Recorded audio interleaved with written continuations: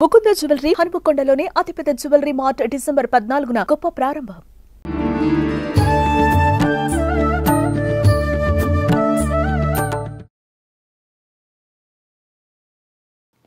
నమస్కారం, welcome to I dream. ధర్మ మార్గం విత్ విజిత కార్యక్రమానికి స్వాగతం. అయితే మనం మాట్లాడుకుంటూ ఉంటాము పూర్వజన్మ, పునర్జన్మ, ప్రస్తుతం మనం ఏదైతే ఉన్నామో ఆ దాని గురించి మనం రకరకాలుగా మాట్లాడుకుంటూ ఉంటాము. నిజంగా పూర్వజన్మ ఉందా? గత జన్మ ఏంటి, ఏం జరిగింది, మనకు ఈ జన్మలో తెలిసే అవకాశం ఉందా? కొన్ని సందర్భాల్లో మనం వింటూ ఉంటాము ఇటువంటి విషయాలు. కొంతమందికి కొన్ని ప్రాంతాల్లో గత జన్మ విషయాలు గుర్తొచ్చాయి అని చెప్పి. నిజంగా గత జన్మ ఉందా? ఉంటే నిజంగా అలా గుర్తొస్తుందా? ఇలాంటి మరిన్ని విషయాలు ఇప్పుడు గురుగారితో మాట్లాడి తెలుసుకుందాం. ప్రస్తుతం మనతో పాటు ఉన్నారు శ్రీ గాయత్రి పీఠాధిపతులు ఇటికరాల సుబ్రహ్మణ్య శర్మ గారు. ఇప్పుడు వారితో మాట్లాడి మరిన్ని విషయాలు తెలుసుకునే ప్రయత్నం చేద్దాం. నమస్కారం అండి. నమస్కారం అమ్మా. ఎలా ఉన్నారు? బాగున్నానమ్మా. చాలా రోజుల తర్వాత అవును, పిలవగా ఇప్పుడు వచ్చారనమాట.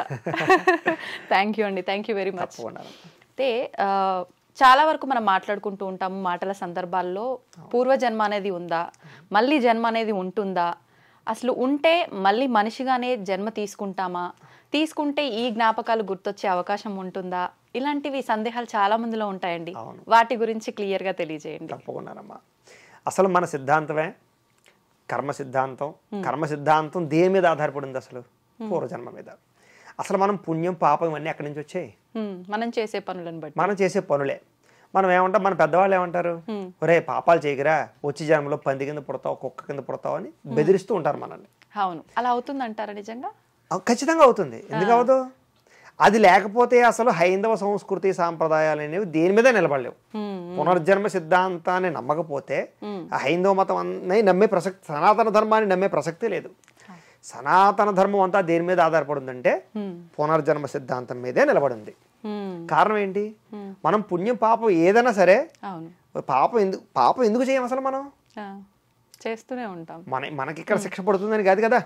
ఇప్పుడు ఇక్కడ శిక్ష పడుతుందంటే తెలియకుండా నేను చేసేయచ్చు. ఇప్పుడు మీ దగ్గర నేను 1,00,000 రూపాయలు డబ్బు తీసుకున్నానండి, ఇవ్వకపోతే పాపం అని ఇస్తున్నాను మీకు.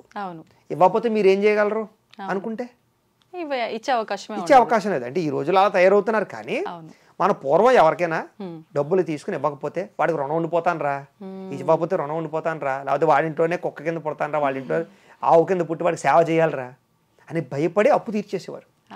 ఎవరినైనా కొట్టాలన్నా ఏదైనా చేయాలన్నా, ఆఖరికి తిట్టాలన్నా తిడితే వాచాదోషం వస్తుంది అనేవారు. అంటే రేపు పొద్దున్న తర్వాత జన్మలో వాడితో మాట్లాడాలి. అంచేత అసలు మన వ్యవస్థే, మన సనాతన ధర్మమే పునర్జన్మ సిద్ధాంతం మీద ఆధారపడింది. అది లేదు అంటే నేను ఎన్ని తప్పులైనా చేసేయచ్చు. ఈరోజు మీకు తెలియకుండా ఉంటే చాలంతే. మూడోవాడు తెలియకుండా ఉంటే చాలు, ఎన్ని తప్పులైనా చేసేయచ్చు.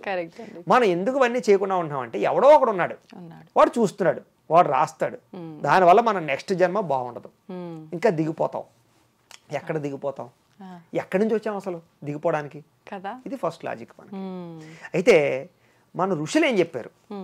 మన ఋషులు ఏమో అమాయకులు ఏం కాదు, వాళ్ళు ద్రష్టలు. వాళ్ళు ద్రష్ట అంటే భవిష్యత్తును చూడగలిగినటువంటి వాళ్ళు, లేదా పూర్వాన్ని చూడగలిగినటువంటి దివ్య జ్ఞానం కలిగిన వాళ్ళు, లేదా దివ్య దృష్టి అనొచ్చు. వాళ్ళని ద్రష్టలు అంటారు, ఋషులని ద్రష్టలు అంటారు. వాళ్ళు ఏంటి? వాళ్ళు మనకి లాంటి వాళ్ళే, కానీ కొంచెం ఆయుష్ ప్రమాణం ఎక్కువ వాళ్ళకి. వాళ్ళు ఏం చేశారు? ఏంటి సృష్టి ఏంటి, ఈ ప్రపంచం ఏంటి, మనుషులేంటి, జంతువులు ఏంటి, ఏం అర్థం కావట్లే, కన్ఫ్యూజ్గా ఉంది అని తెలుసుకోవడానికి ధ్యానము చేశారు వాళ్ళు, లేదా తపస్సు చేశారు. మనకైనా సరే ఓ 10 ఏళ్ళు 20 ఏళ్ళలో మెడిటేషన్ చేయండి, మనకి ఫ్యూచర్లో ఏదైనా జరిగే కీడు కానీ ఏదైనా మనకి ముందరే తెలిసిపోతుంటుంది. ఖచ్చితంగా, అనుమానం ఏం లేదు. మనకి ముందే ఎదురు జరగబోయేది ఏదో కల్లోకి రావడం, తెలియడం అదే జరుగుతుంటుంది. ఇప్పుడు ధ్యానం ఇవన్నీ చేయకపోయినా నార్మల్ గా కూడా కొంతమందికి ముందే ఏం జరుగుతుందో తెలిసిపోతుంటుంది. అది నిజంగా పూర్వజన్మ స్మృతి, అది వాళ్ళ పూర్వజన్మలో చేసినటువంటి తపో ఫలితం, అది తెలిసిపోతుంది. దివ్య జ్ఞానం కొంత కలుగుతుంది. అలా కాకుండా వాళ్ళు తపస్సు చేయడం వల్ల, ధ్యానం చేయడం వల్ల వాళ్ళకి సృష్టి యొక్క విశేషం అంతా కూడా వాళ్ళు ధ్యానం ద్వారా తెలుసుకోగలిగారు. వేదం కూడా అలా వచ్చినటువంటిదే. వాళ్ళకి దాని ద్వారా తెలిసినటువంటిది జన్మ రహస్యం ఏమిటి అంటే, అసలు మనిషి 64 లక్షల జీవరాశుల తర్వాత లాస్ట్ జన్మ మానవ జన్మ. అంటే ఇంకా జన్మ ఉండదా? మానవ జన్మ తర్వాత ఈ జన్మ మళ్ళీ తిరిగి ఇంక పుట్టడానికి వీల్లేదు. అంటే మనం ఇక్కడ సరిగ్గా ఉంటే మనం ఇంకా అప్స్టేర్కి వెళ్తాం. ధ్రువత స్థితం అంటే ఎక్కడి నుంచి మనం ఎక్కడికి వెళ్తాం? ధ్రువ నక్షత్రానికి వెళ్తాం. నక్షత్ర స్థానాన్ని నక్షత్ర లోకానికి వెళతాం. మనం డైరెక్ట్ గా దేవతల్లోకి ఏం వెళ్ళిపోం. నక్షత్ర లోకానికి వెళ్ళి ఆ తర్వాత మళ్ళీ నక్షత్రాలుగా ఉంటారా? ఎస్. ఓకే. అయితే అసలు మొట్టమొదటి ఎక్కడి నుంచి స్టార్ట్ అయ్యింది ఈ జన్మ ఫస్ట్ అది మనం అర్థం చేసుకుందాం. మొట్టమొదటి ఈ జీవం మన లోపల ఉండే జీవం ఏదైతే ఉందో ఈ జీవం స్టార్టింగ్ లో శిలారూపంలో ప్రారంభం అవుతుంది. ఒక రాయి, ఒక రప్ప, ఒక రాయి అనుకోండి. అదే రాయికి జీవం ఉంటుందా అండి? ఉండదు. ఎందుకు ఉండదండి? ఎలా ఉంటుందండి? అది చలనం లేని వస్తువు కదా. అదే చెప్తున్నాను. జీవశిల అంటూ ఉంటారు, విన్నారు ఎప్పుడైనా మీరు? జీవశిల, శిలకి కూడా జీవం ఉంటుంది. అది ఓన్లీ దేవుడి విగ్రహాల వరకే కాదు. ఏం కాదు. పూర్వకాలం కొండలు ఎగిరేవి, మనకు తెలుసు కదా. మన పురాణాలు చదివితే కొన్ని రకాల కొండలకి రెక్కలు ఉండేవి, అవి ఎగిరేవి, ఇంకో చోట నుంచి ఇంకో చోటకి వెళ్ళేవి. ఆ తర్వాత వాటి రెక్కలు కట్ చేసేయడం వల్ల ఎగరటం లేదు. ఏ కాలంలో అండి? సుమారు మనకి సత్యయుగంలో కొండలు కూడా ఎగిరేవి. వాటికి కూడా ప్రాణం ఉంటుంది, వాటికి కూడా ఊపిరి ఉంటుంది. అవి కూడా జీవశిలలే. ప్రస్తుతం మనకు ఉండే కొండలన్నీ కూడా జీవశిలలు. అంజనాద్రి, నారాయణాద్రి పర్వతాలన్నీ కూడా జీవశిలలు. ఇవన్నీ కూడా వాటికి జీవం ఉంటుంది. మొట్టమొదట మనిషి శిలారూపంలో అవతారాన్ని ఎత్తుతాడు ఆదిలో. ఎత్తిన తర్వాత అక్కడ ఎందుకురా నా జన్మ, నేను కదలలేకపోతున్నాను, ఏమీ చేయలేకపోతున్నాను, నా జన్మ వృధా అనుకుని ఏం చేస్తారంటే శిలారూపంలో తపస్సు చేస్తాడు భగవంతుడికి. తపస్సు చేయగా వాడి జన్మ అక్కడి నుంచి మారుతూ ఆ పెద్ద శిలల సాలగ్రామ శిల దాకా అవతార స్వరూపాన్ని ఎత్తుకుంటూ వస్తుంది. అంటే శిలారూపంలో జన్మ సార్థకత కొంచెం ఉత్తమం. అక్కడ శిల మారుతూ జన్మ మారుతూ చివరికి సాలగ్రామం దాకా వాడి జీవం వస్తుంది. ఇప్పుడు మామూలు కొండ, మామూలు రాయి, మామూలు రప్ప కదలలేదు, దానికి అవడు పూజ చేయడు, అది పవిత్రమైంది కాదు. మనకు రోడ్లకి, ఇంటికి, కన్స్ట్రక్షన్స్కి వాడతాం తప్ప. కానీ అదే జీవం సాలగ్రామం దాకా వచ్చిన తర్వాత తపస్సు చేయడం వల్ల సాలగ్రామ శిలగా అవతార స్వరూపాన్ని తీసుకుంటుంది. అంటే గండకీ నదిలో పడుతుంది అన్నది వచ్చి, గండకీ నదిలో పడిన ప్రతిదీ సాలగ్రామం. అంటే దాని జన్మ అక్కడతో పునీతమైంది. ఇప్పుడు మనం మామూలు రాయిని తీసుకొచ్చి ఇంట్లో పెట్టి పూజ చేస్తామా? చెయ్యము. సాలగ్రామాన్ని తీసుకొచ్చి చేస్తాం కదా. కారణం ఏంటి అంటే అది దేవుడి అంశగా భావిస్తాము. కరెక్ట్.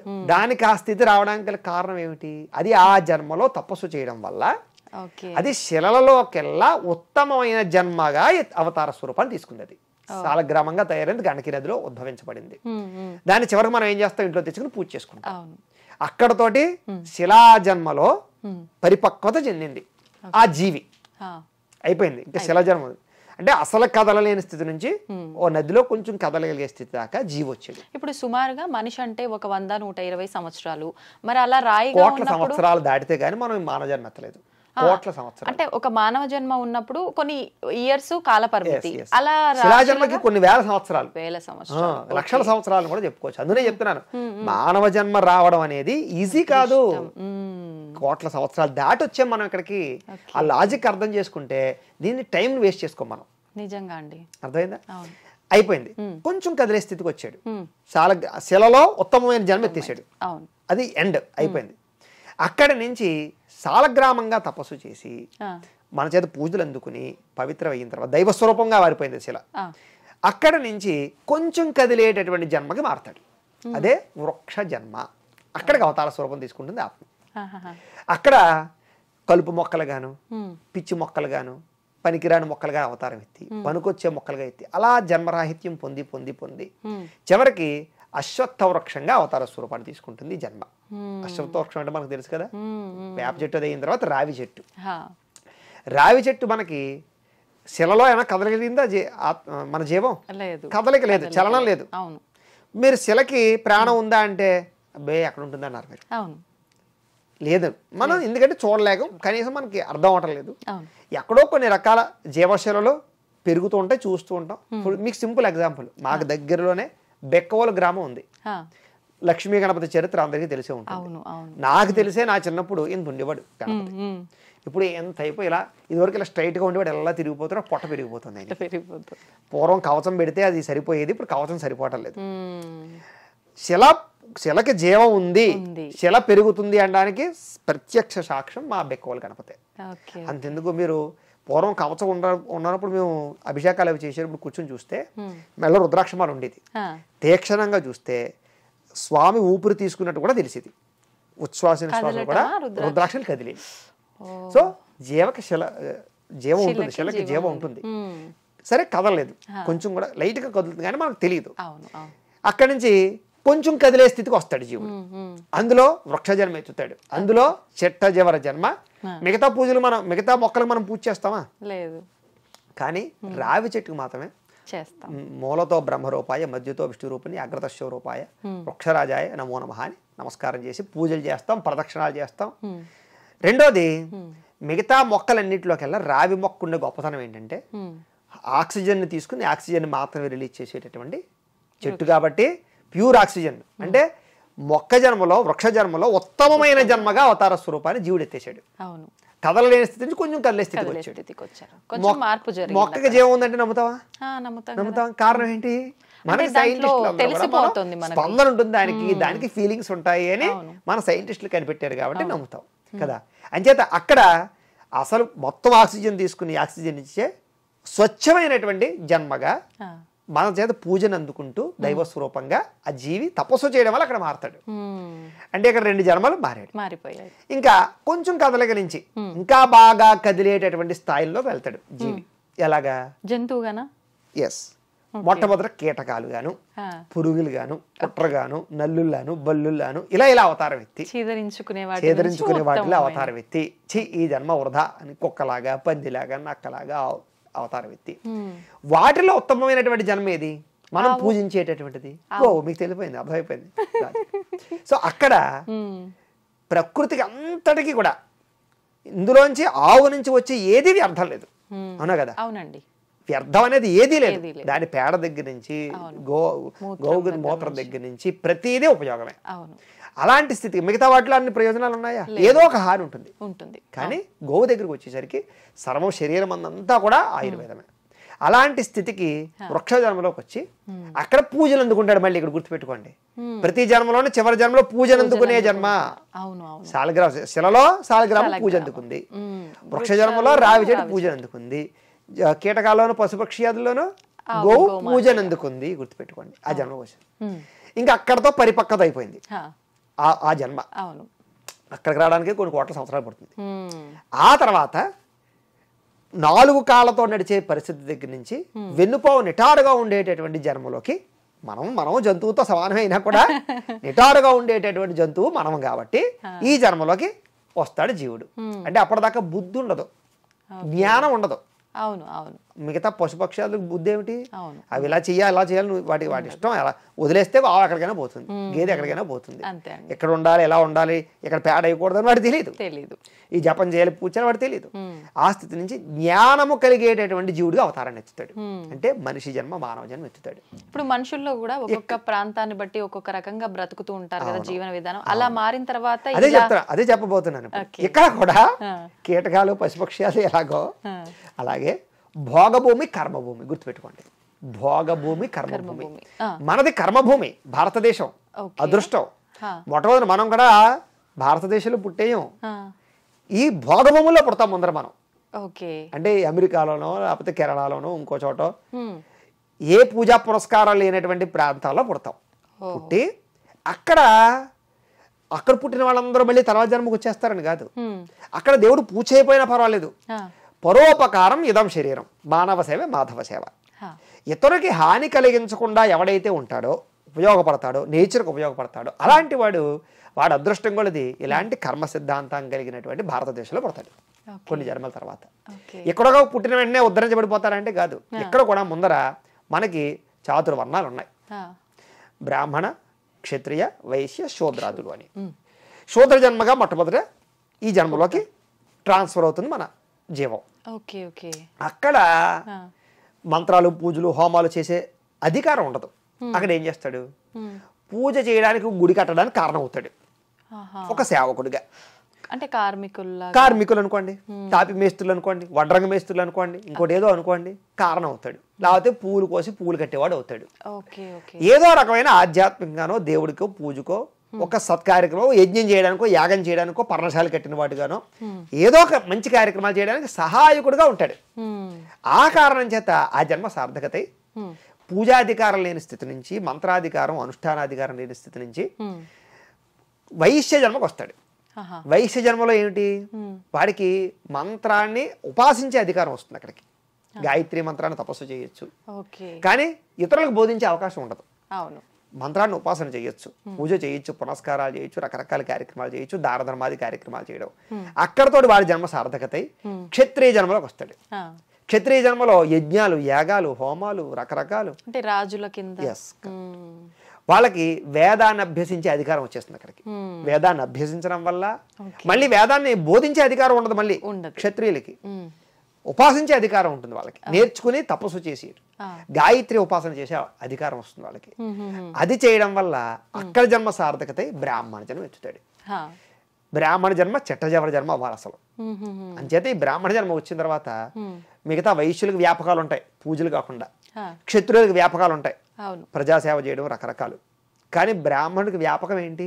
లేచిన దగ్గర నుంచి పడుకునేదాకా నేను ఉంటాను, ఇంట్లో పూజ చేసుకుంటాను, బయటకు వస్తాను, గుళ్ళో పూజ చేస్తాను, మీ ఇంటికి వస్తాను, మీ ఇంట్లో పూజ చేస్తాను, మా ఇంటికి వెళ్తాను, మళ్ళీ ఎవడికో మంత్రాలు నేర్పుతాను.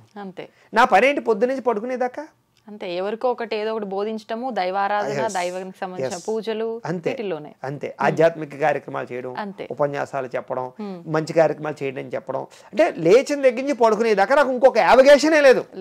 నిత్యం నామస్మరణ, మంచి కార్యక్రమాలు, సద్బోధ, సత్ప్రవర్తన, దీక్షత. ఇది నా బ్రాహ్మణ జన్మలో నిత్యం చేయవలసినటువంటిది. సో రోజుకి ఏదో గంట 2 గంటల దగ్గర నుంచి రోజుకి మేలుకున్నంతసేపు కూడా మంచి కార్యక్రమాలు, ఆధ్యాత్మిక కార్యక్రమాలు. అంటే బ్రాహ్మణ జన్మ ఎత్తిన తర్వాత ఎవరికి అపకారం చేసే స్థితి ఉండదు. పరమ సౌమ్యత్వం వచ్చేస్తుంది ఇక్కడ వచ్చేసరికి. ఇంకా క్షత్రుడైనా ఎవరైనా సంహరించవచ్చేమో కానీ ఇక్కడ చేమ కూడా అపకారం చేయకూడదు. బ్రాహ్మణ జన్మలో వచ్చిన తర్వాత పరమసాత్వికం. అందుకనే కదా మీరు నాన్ వెజ్ ఎందుకు తినో, జీవహింస చేయకూడదనే కదా. అంటే తినే వాళ్ళు కూడా ఉన్నారు కదా, మరి వాళ్ళ కర్మ, అది మనం ఏం చేస్తాం. ఇప్పుడు ఉత్తమమైన జన్మ బ్రాహ్మణ జన్మ కిందకి వచ్చింది. ఒకరికి వాడికి తెలియక, ఇప్పుడు చెప్పిందంతా తెలియక ఇన్ని లక్షల జీవరాశులు దాటి వచ్చావరా నువ్వు. ఇప్పుడు ఈ పిచ్చి పని చేస్తే మళ్ళీ కిందకి పోతావరా, మళ్ళీ లక్షల సంవత్సరాలు దాటాలరా అని తెలియక. ఒకవేళ తెలిసిన అది నమ్మక వాడు తినేస్తున్నాడు తప్ప, ఇది తెలిసినా ఇది నమ్మినా ఎలా తినగలుగుతాడు? అంతే కదా. ఇప్పుడు మీరు ఎంతో కష్టపడి ఒక 100 అంతస్తులు ఉందండి, మీరు చచ్చి మెట్లు ఎక్కారు, అక్కడ దాకా వెళ్ళిన తర్వాత సడన్ గా మిమ్మల్ని లిఫ్ట్ లో కింద దింపేసి మళ్ళీ పైకి ఎక్కమంటే మీరు ఎక్కగలరా? ఇది కూడా అంతే. మీ అంతరం మీరు దిగిపోయి ఎవడో ఉన్నాడు 99 అంతస్తులు ఎక్కిందని కింద ఉన్నానంటాడు, మీరు కిందకి వెళ్ళిపోయి నేను పైన ఉన్నానంటాడు. ఏమవుతుంది మీ పరిస్థితి? ఇది కూడా అంతే. కిందకి దిగా పైకి ఎక్కలేం, ఎక్కాలంటే బోల్ టైం పడుతుంది. ఇది కూడా మనం మంచి జన్మ ఎత్తిన తర్వాత భగవంతుడు బ్రాహ్మణ జన్మకు అవకాశం ఇచ్చాడంటే ఇన్ని జన్మలు దాటాక వచ్చింది. ఇప్పుడు మనం టైం వేస్ట్ చేసుకుంటాం, తప్పుడు పనులు చేస్తాం, మత్స్య మాంసాలు తింటాం, బూతులు మాట్లాడతాం, ఎవరన్నా హాని చేస్తామంటే మళ్ళీ వెళ్ళిపోతాం, కిందకి వెళ్ళిపోతాం, మళ్ళీ దాటి వస్తాం. అని చేత ఈ జన్మ అంతా కూడా ఇక్కడ మిగతా వాళ్ళు పూజ చేస్తారా, మీరు దండం పెడతారు కాళ్ళకి? బ్రాహ్మణుడికి మాత్రమే కాళ్ళకి దండం పెట్టి అధికారం పెడతారు, వాళ్ళ ఆశీస్సులు తీసుకుంటారు. అంటే ఈ జన్మలో పూజనీయత ఎవరికి వచ్చింది? బ్రాహ్మణుడికి వచ్చింది, అవునా కదా. అని చేత ఈ జన్మలో ఇది సార్థకత.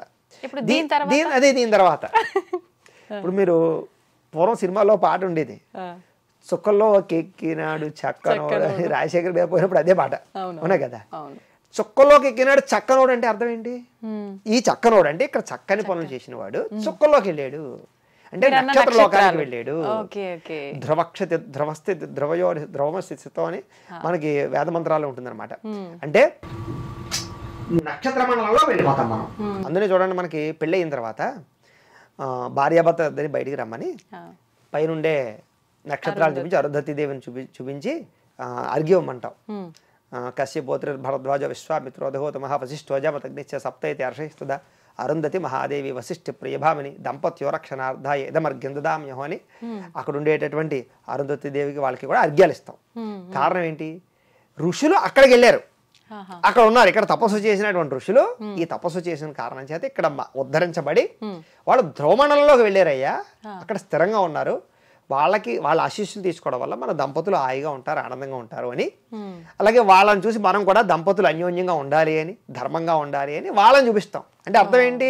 ఇక్కడ మంచి పనులు చేయడం వల్ల ఈ నెక్స్ట్ జన్మ ధ్రువమండలం. అక్కడ వాళ్ళు తపస్సు చేసిన తర్వాత వాళ్ళు అక్కడి నుంచి స్వర్గానికి, గోలోకానికో భూలోకానికో మళ్ళీ లోకాలు దాటుకుంటూ వెళ్ళాలి. అయితే స్వర్గ నరకం ఉందంట? ఖచ్చితంగా ఉంటుంది, అనుమానం లేదు. ఇందాక మీరు ఇంకొక విషయం అడిగారు, ఈ పునర్జన్మ అనేటటువంటిది ఉంది అనడానికి ఏదైనా ఉదాహరణలు ఉన్నాయా? దీనికి నేను చెప్పక్కర్లేదు, గూగుల్లో సెర్చ్ చేస్తే పునర్జన్మకు సంబంధించినటువంటివి ఎన్నో రకాల విషయాలు మనకి. ఫర్ ఎగ్జాంపుల్గాను ఇజ్రాయిల్లో ఒక సంఘటన చూసాం మనం. ఒక అబ్బాయికి 3 ఏళ్ల పిల్లాడికి ఏదో డాక్టర్ దగ్గరికి వెళ్తే నెత్తి మీద ఘాటు ఉంటుంది వాడికి. ఇదేమిట్రా ఘాటు ఉంటుంది అని డాక్టర్ అడుగుతాడు. ఏమన్నా పుట్టినప్పటి నుంచి అలాగే ఉందని ఘాటు, మేము సరిగ్గా పరిశీలన చేయలేదు అంటే వాడు అంటాడు ఇదేదో శస్త్రచికిత్స చేసినట్టుగాను గొడ్డలతో కొట్టినట్టుగా ఉంది అంటాడు. వాడు కొన్ని రోజులు పోయిన తర్వాత పిల్లాడిని అడిగితే వాడికి గత జన్మ గుర్తొచ్చి నన్ను నా పక్కింటోడే చంపేశాడు, గొడ్డలు పుచ్చుకుని చంపేశాడు అని చెప్తాడు వాడు. వీళ్ళు ఎవరో నమ్మపోతే ఆ గ్రామం ఎలా ఉంటుంది అది వారి చేత ఆర్టి వేయించి వాళ్ళు పరిశీలన చేసి ఆ డాక్టర్ అదే పని మీద కూర్చున్నాడు. ఇంకా అదేదో తెలుసుకుందాం, ఎందుకంటే వాడు చెప్పేదానికి వీడి శరీరం మీద ఉన్న ఘాటుకి వాడికి లక్షణాలు కనపడుతున్నాయి. అబద్ధం అనుకోలేదు వాడు. మిగతా వాళ్ళైతే కొట్టిపాడేద్దరు మళ్ళాంటి వాళ్ళం అయితే, వాడు డాక్టర్ కాబట్టి ఇదేదో తెలుసుకుందాం అని కొన్ని సంవత్సరాల పాటు వాడు పరిశోధన చేస్తే వాడు ఆ గ్రామాన్ని తీసుకెళ్ళగలిగాడు. పిల్లాడు తీసుకెళ్ళగలిగితే వాడు గుర్తుపట్టగలిగాడు. గుర్తుపెట్టగలిగి ఎవరా నువ్వు ఇలా పలానా చంపేసావు కదా అంటే ఫస్ట్ బొకాయించాడు. శవాన్ని ఎక్కడ పాతి పట్టుకెళ్ళి చూపిస్తే అందులో అస్థిపంజరం నిజంగానే ఉంది. అప్పుడు వాడు ఒప్పుకున్నాడు. అప్పుడు ఆ డాక్టర్ నమ్మాడు, ఓహో నిజమే పునర్జన్మ ఉంది అని. మన గూగుల్లో సెర్చ్ చేస్తే తెలుస్తుంది. అంతెందుకు మన గాంధీ గారు ఉండే సమయంలో కూడా శాంతాదేవి అనే ఒక ఆవిడ ఉండేది, ఢిల్లీలో ఉండేది అనమాట. ఆవిడ అలాగే నేను మధురా నది మా ఆయన బతికే ఉన్నాడు, మా ఇల్లు అలా ఉంటుంది ఇలా ఉంటుంది అని చెప్తే ఎవరు నమ్మేవారు కాదు. మొత్తం తీసుకెళ్తే ఆ ఊర్లో నిజంగానే వాళ్ళ ఆయన అలాగే ఉన్నాడు. కేదార్నాథ్ ఆయన పేరు అనమాట, కేదార్నాథ్ పండిత్ అని. వాడితో చేస్తే నిజమే, ఈవిడ చెప్పిందంతా కూడా నిజమే అని నమ్మాడు. అదే కరెక్టా కాదా అని గాంధీ గారు 14 మందితో కూడుకున్నటువంటి కమిటీని వేసి వాళ్ళందరినీ పరిశీలి చేసి రమ్మన్నాడు. వాళ్ళు ఇస్తే మొత్తం అంతా ఆవిడ చెప్పింది యాజ్ ఇట్ ఈస్ గా జరిగింది. పోనీ మిగతా వాళ్ళు అంటే అబద్ధం ఆడారు. గాంధీ గారు మనం నమ్ముతాం కదా, గాంధీ గారు అంతా వాడు ఫస్ట్ నమ్మలేదు. ఆయన భగవద్గీత చదివినా కూడా ఈ అమ్మాయి ఏదో పిచ్చిది ఏదో మాట్లాడుతుందేమో అనుకుని ఇది తెలుసుకోవాలి అనుకుని ఆయన పరీక్ష చేయగలిగాడు. చేస్తే తెలిసింది. ఇలాగ అక్కడక్కడ కొన్ని సంఘటనలు మనకు కనపడుతూ ఉన్నాయి. మన ఇళ్లలోనూ మన చుట్టుపక్కల జరుగుతూ ఉంటాయి. కానీ ప్రధానంగా ఇవి ముఖ్యం. ఒకటి విదేశాల్లో జరిగింది, ఒక మన దేశంలో జరిగింది. అందరూ వెతికితే నెట్లో సెర్చ్ చేసేది మనకు తెలుస్తుంది పునర్జన్మ ఉందా లేదా అనేది. అంచేత పునర్జన్మ నమ్మి తీరాలి. మనం ఇన్ని రకాల పరిస్థితులు దాటి వచ్చాం, ఈ జన్మ సార్థకత చేసుకోవాలి. ఎంత గొప్ప విశేషం ఉంది. ఒకవేళ పునర్జన్మని నమ్మకపోతే, ఒకవేళ లేదంటే మొత్తం మానవ సృష్టి అంతా కూడా కొన్ని సంవత్సరాల్లో అతఃపాతాళం అయిపోతుంది పునర్జన్మ సిద్ధాంతాన్ని నమ్మకపోతే. ఎందుకంటే పునర్జన్మకి పాపానికి పుణ్యానికి సంబంధం ఉంది. నేరము శిక్ష ఎలాగో పాపం శిక్ష అలాగా మనకి. మనం పోలీసులు ఉన్నారంటే మనం ట్రాఫిక్ కంట్రోల్ ఉంటాం తప్ప వాళ్ళు ఏంటంటే మనం ఏం చేస్తాం మన ఇష్టానికి కూడా అంతే. పైన ఒకడు ఉన్నాడు చూస్తాడు, పునర్జన్మ ఉంది, మనం నాశనం అయిపోతాం అనే దాన్ని నమ్మితేనే మనం కంట్రోల్లో ఉండగలుగుతున్నాం. అది నమ్మలేదనుకోండి, నేనైనా మీరైనా ఎవరైనా సరే మూడో గంటకి తెలియకపోతే చాలు ఎంత నేరమైనా ఘోరమైనా చేస్తాం. కాబట్టి పునర్జన్మ నమ్మడం ఎంత ఉందనేది ఎంత ముఖ్యమో నమ్మడం అంత అవసరం ఈ రోజుల్లో. అయితే ఇంకొక డౌట్ అండి నాకు, ఇప్పుడు పునర్జన్మ ఎలాగో ఉంటుంది, ఇది పక్కన పెడితే మనిషిని పోలిన మనుషులు 7 ఉంటారు అని చెప్తుంటారు. ఇది మాట సామెతగా నిజంగా ఉంటారు. కాకపోతే ఏంటంటే ఇప్పుడు ఒక్కొక్క ప్రాంతంలో ఒక్కొక్క పోలికలు మారతాయి. ఇప్పుడు నేను ఉన్నానండి, గడ్డం పెంచుకోవడం నాకు అలవాటు. నేనే గడ్డం లేకుండా ఉంటే సడన్ గా మీరు గుర్తుపట్టలేరు. లేదా ఒక్కొక్కరికి గుండు కొట్టించుకోవడం అలవాటు. ఇప్పుడు నేనే ఉన్నాను, మొన్నటి దాకా గుండు పిల్లకతో 2 వాడిని చదువుకున్నంతసేపు కూడా. నేను గడ్డం తోటి జుట్టుతోటి ఉన్నప్పుడు ఒకలా ఉంటాను, గుండు పిల్లకతో ఉంటే ఒకలా ఉంటాను. మీరు గుర్తుపట్టలేరు తప్ప ఖచ్చితంగా ఒకరిని పోలిన వ్యక్తులు ఖచ్చితంగా ఉంటారు. మరి ఆ పోలిన వ్యక్తులకి ఇప్పుడు ఆ 7 ఒకరికొకరికి సంబంధం అసలు ఉండదు. వాళ్ళ లక్షణాలు వీళ్ళ లక్షణాలు వేరే, పోలికలు ఉంటాయి అంతే, అంతవరకు మాత్రమే. ఓకే, సంతోషం అండి. నిజంగా చాలా ఇంట్రెస్టింగ్ టాపిక్ తెలియజేశారు మా అందరికి. ప్రతి ఒక్కరి మైండ్లో కూడా ఇప్పుడు మీరు ఏదైతే చెప్పారో అవన్నీ నిజంగా ఇలా ఉంటుందా అలా ఉంటుందా, ఎవరైనా ఏదైనా చెప్పినా కూడా క్లారిటీ ఉండదు, అందులో ఒక ఎగ్జాంపుల్ ఉండదు కాబట్టి కొట్టి పారేసేటట్టుగా ఉంటాయి. అలా కాకుండా నిజంగా చాలా క్లియర్గా అందరికీ చక్కగా అర్థమయ్యేటట్టు ఎక్స్ప్లెయిన్ చేశారు. చాలా సంతోషం. ధన్యవాదాలండి.